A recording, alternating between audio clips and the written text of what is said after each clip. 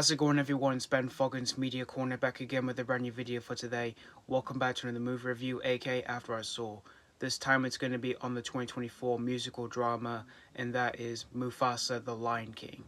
Now, this film serves both as a prequel and a sequel to the live-action remake of The Lion King from 2019, and in this film we follow Mufasa, whom he's a cub who's lost and alone, and he meets up with this sympathetic lion named Taka, also known as Scar, who is the heir to a royal bloodline, and the chance meeting sets in motion on a expansive journey where we follow a group of misfits who are in search for their destiny. So that's pretty much the story of Mufasa the Lion King. Now, when it comes to Disney's live-action remake of The Lion King from 2019, I wasn't like massively hyped for the movie when it was coming out, but I did have hope for the movie since it was directed by Jon Favreau, who previously directed a live-action remake with Disney back in 2016 with The Jungle Book,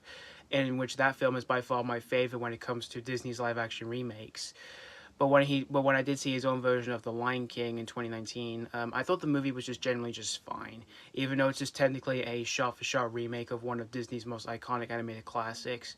So when I heard there was going to be another entry to the live-action remake of The Lion King, which was going to be served as a prequel and also kind of a sequel, I did not know what to expect from it, but I was willing to check this one out since it was a big release that was coming out around Christmas. So I did check out this movie on opening day, which was on December 20th, and after seeing this whole movie here,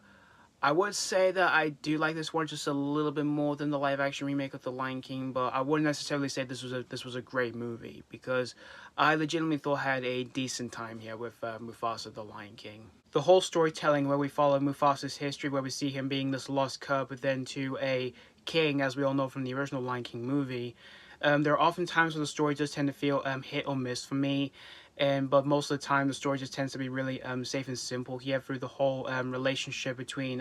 Mufasa and Taka, where we see them becoming brothers even though they weren't born by blood. They're like adopted brothers here, and I liked how their relationship later down the line gets torn apart in the film here, but it tends to be a little bit cliche when it comes to that.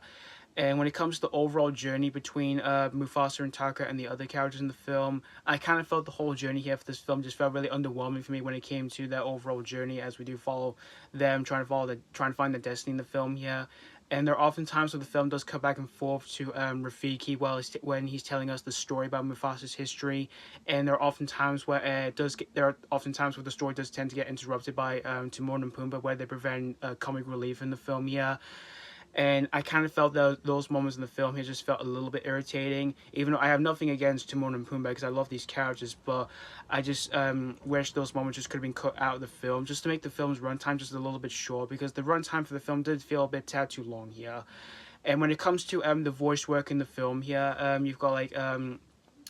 Pierre as Mufasa and Kelvin Harrison Jr. as Taka. I thought they did a solid job here, as well as with everyone else in the film. Yeah, and when it comes to the villain in this movie, who's this white lion, who's voiced by Mads Mikkelsen, phenomenal actor. His voice work is solid, but his character just felt really just generic. And when it comes to the direction by Barry Jenkins, who directed this film, and you may know this director for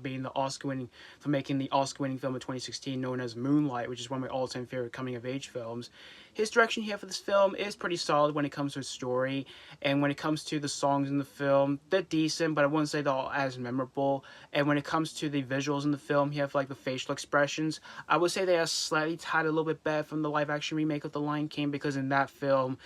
the emotions of the characters had in that film just felt emotionless, and you just couldn't tell like the way they were feeling in that film. Well, here they do a little bit more better than that film, even though there are often times where the visuals do tend to be less convincing and all that in this film, and it was hard for me to tell like who was who in the film here, like who was Mufasa and who was Taka from the way they're being created here in this film. But in the end, guys, Mufasa the Lion King, I generally just had a decent time here with this origin story of